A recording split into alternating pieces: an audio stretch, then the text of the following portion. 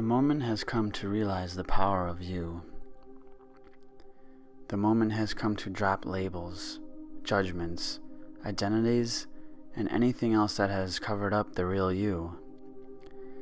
This moment has come as the present moment, where every moment comes from and comes as. You shall no longer regard yourself as the victim. You are the master. To regard yourself as a victim will continue your never-ending cycle of suffering that you have been stuck in for as long as you can remember. As a victim, your suffering is somehow out of your control and you need someone or something to save you. It may be questioned that if you are such a master of your mind, then why is it constantly bringing you down, making each day a trudge to the finish, an arduous game that you always seem to lose? Because you are the master. You have mastered your suffering. You have mastered your mind to bring you down, to build an ego that is fueled by misery. It may seem exaggerated, but what would happen right now if an unfavorable situation was presented to you? Would it immediately ruin your day? Your week? What if you made a mistake? Would you shrug it off or insist on battling in your mind about how clumsy and stupid you are? Every time your reaction is that of personal beatdown, inside your mind it is strengthened to react that way every time.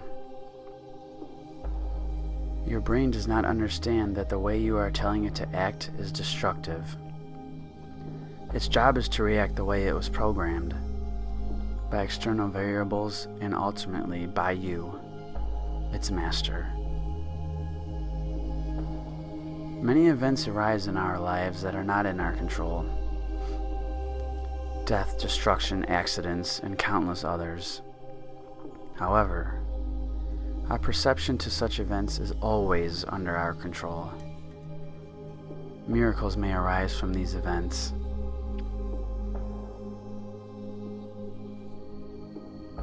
Death may come with tears and sadness. However, it may be looked at as the most sacred thing about life. Death is just another experience of life. It can show you how fragile life is, and to always be grateful every time your eyes open in the morning. To remember the loving qualities that the deceased had, and to carry them on always. They will never really be gone if they are carried on by others, and by you. Death does not have to be the thing that is hidden and feared. It can light up your heart and the world.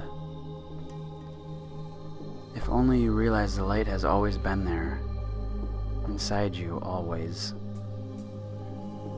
Death can force you to take the first step on the path to your purpose and reveal the long-standing potential that was covered up by a sabotaging phantom identity when a glimpse of light is seen. Death can mend relationships that have been broken for years and bring a family together closer than they have ever been. Would you feel different if every time you thought of death, it was not a dark, depressing image meant to ruin lives, but something that saved yours and showed you the exponentiality of love?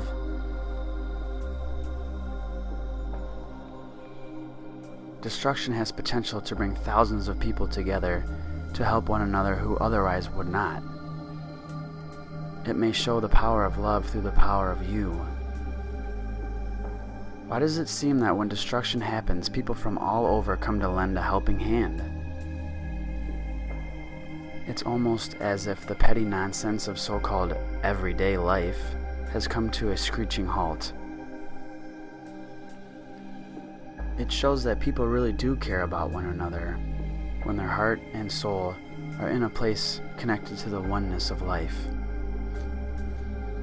When thousands of people come together and help people not by obligation, but because of love and compassion, that is a miracle.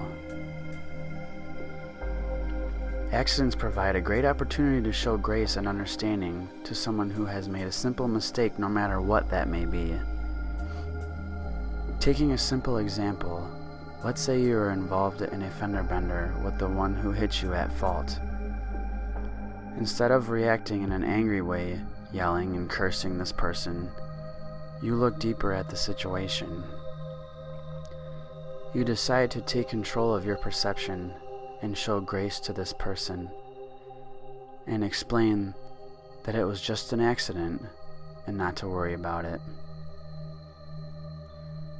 The person breaks down, and with tears streaming down their face, they tell you how thankful they are and that they were on their way to the store to use the last of their paycheck to buy groceries for their children. And without that money it would have cost to fix your car, they have no idea how their family could eat. By a change of perception and a showing of grace, you allowed an entire family to eat dinner. That's a miracle. Are these examples a long shot and a highly exaggerated reach of terrible experiences? If you see them that way, then yes. However, you will never know until you try for yourself. See what grace and love can do in any situation, and watch your experience unfold in your favor every single time. What if instead of these things ruining your life, they saved your life? What if by using these perceptions and diving deeper within, they allowed you to save others? Become aware of what you've mastered. How does this make you feel? Does it weigh heavy on your heart? Or do you feel light as a feather with an immense amount of joy and happiness? Never accept that you are not the master of the real you. Do not resist unwanted feelings or thoughts. Allow them to come and go as you watch them float away, and no longer add flames to the fuel of the personal hell that has been created by its master, you. It is said the mind is a faithful servant but not a faithful master. Allow the mind to be your servant and not your master.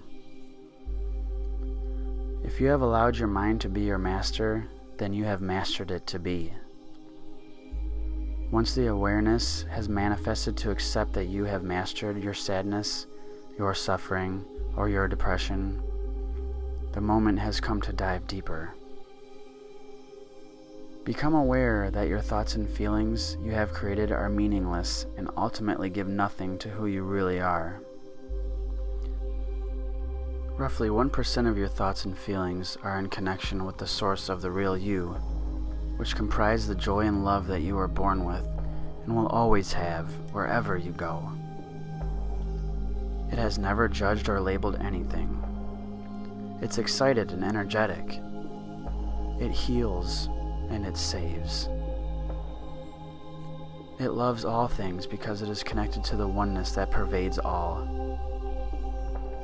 Go beyond your thoughts and feelings of yourself. You do not have to call yourself this or that or conceptualize the depth of yourself. Just be yourself. Give it all to everyone and receive it back in the same love and joy you give out. Selflessness and giving, after all, are the origin of peace and love. You have always been a master. Why not start mastering the real you and be what you've always been? Love.